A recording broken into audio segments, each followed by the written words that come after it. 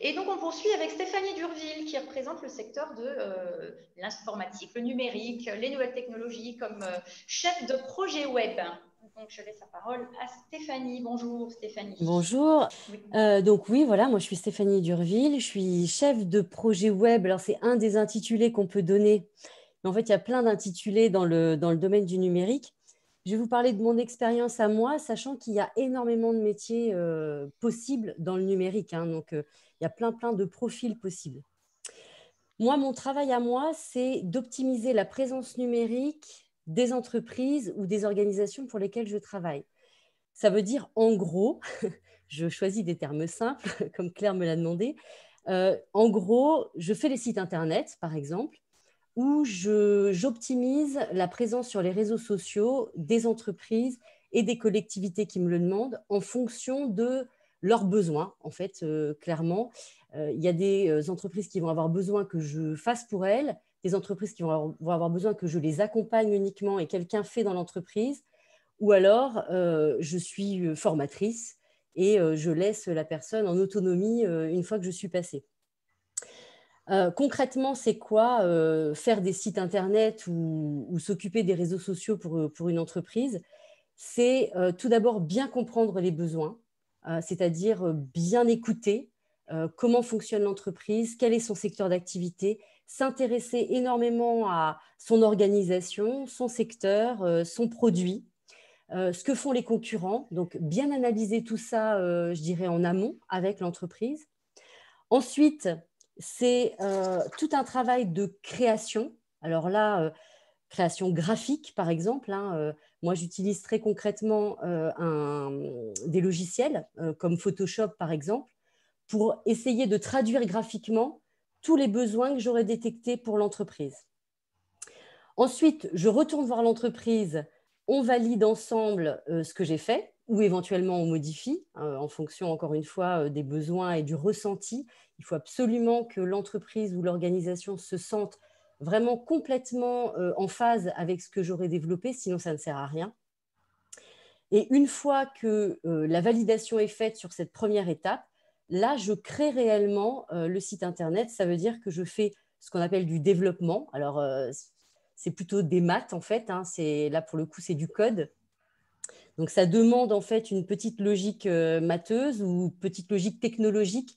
J'accompagne un peu mon fils en ce moment qui est en seconde et donc je vois bien ce qu'on leur fait faire en techno. Donc, c'est pour ça que je me rapproche un petit peu de cette matière-là. Il faut aussi, je rejoins l'intervenante précédente, c'est-à-dire que les langues sont aussi importantes dans mon métier. Alors là, en l'occurrence, plutôt l'anglais et plutôt l'anglais écrit, parce que quand on commence à développer du code, il y a le code en lui-même, mais il y a aussi toute une communauté très importante internationale avec laquelle on échange beaucoup. Et ces échanges se font beaucoup en anglais. Donc, c'est important de continuer l'anglais, même si c'est les maths que vous préférez. Une fois que les fonctionnalités du site sont faites, sont en place, à ce moment-là, je remplis le site. C'est-à-dire que j'écris des textes. Donc là, pour le coup, c'est plutôt du français. Je rédige et toujours dans la logique de l'entreprise. J'essaye d'adopter un ton qui correspond à la façon dont l'entreprise s'adresse à ses clients. Encore une fois, c'est de l'empathie presque, hein. On se met toujours à la place du client pour faire ça. Donc, il y a du français. Donc, attention à l'orthographe. Si je fais des fautes à chaque mot, ça ne le fait pas. Ou alors, il faut quelqu'un qui vérifie. Je fais aussi les illustrations. Donc, ça veut dire que je prends des photos, par exemple, quand il y a besoin, sur le terrain. Ou alors, j'en achète. Ou alors, on me les fournit aussi et je les retouche. Donc, voilà.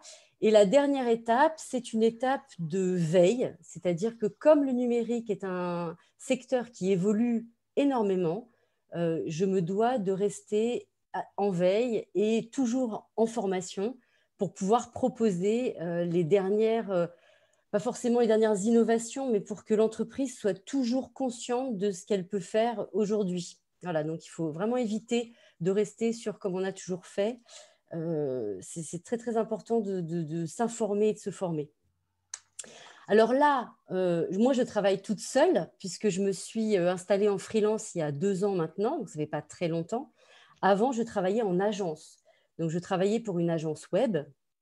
Tu peux expliquer ce que c'est que la freelance, Stéphanie? Ah oui, freelance, c'est indépendant. J'ai créé mon entreprise et je travaille seule dans cette entreprise. Je n'ai pas de salarié.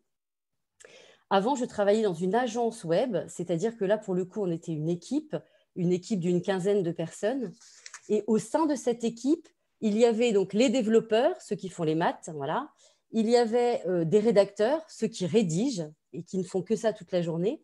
Et il y avait des graphistes, donc ceux qui traduisent graphiquement le besoin de l'entreprise. Et moi, ce que je faisais, c'était, je dirigeais un petit peu tout ça pour que le graphiste ne parte pas n'importe où, pour que le développeur fasse uniquement ce qu'on a demandé en fonction du budget qu'on a et qu'on tienne les délais. Donc voilà, c'était vraiment plus un chef d'orchestre, j'étais. Finalement, je me suis aperçue que le graphisme, ça me plaisait et c'est mon métier premier. Le développement me plaît aussi avec l'aide de la communauté, hein, sinon je n'irai pas loin. Et que la rédaction, c'est aussi quelque chose qui me plaisait. Donc voilà, aujourd'hui, ce qui me plaît dans le fait d'être freelance, c'est justement de toucher à tout et de pouvoir justement m'adapter complètement en fonction du besoin de l'entreprise, parce que c'est vraiment ça qui me parle. C'est d'ailleurs la qualité première d'un chef de projet, pour le coup. Ce qui m'a amené à choisir ce métier, alors là, voilà, moi, j'ai fait les arts appliqués et j'ai fait du commerce international, donc ça n'a rien à voir. En fait, je crois que c'est le côté création et le côté relation avec l'entreprise. En fait, moi, je suis un tout petit bout de plein d'entreprises différentes. Je suis très curieuse, j'ai une quinzaine de clients, on va dire, qui ont des secteurs d'activité vraiment très différents. Et du coup, un jour, je suis dans la crevette bleue naturelle de Nouvelle-Calédonie et après, je passe au syndicat d'énergie et puis je repasse dans l'industrie.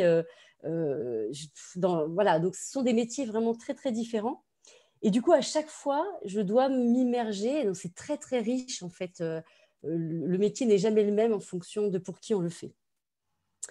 Donc, le parcours de formation que je conseille, pas le mien, parce que du coup, j'ai fait les arts appliqués et après du commerce. En même temps, mon métier fait appel aux deux aspects. Il faut de la créativité et beaucoup de relationnel.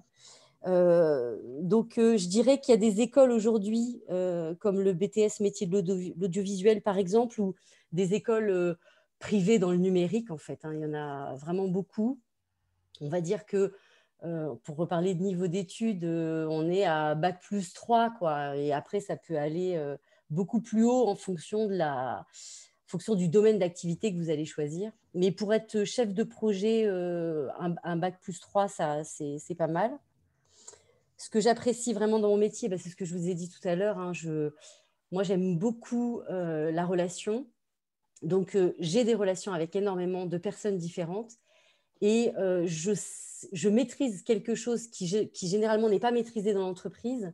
Et donc, ce que je leur donne très opérationnellement, ils l'utilisent. Et ça, c'est vraiment très, très, très sympa. Je suis un petit bout de chacune de ces entreprises-là.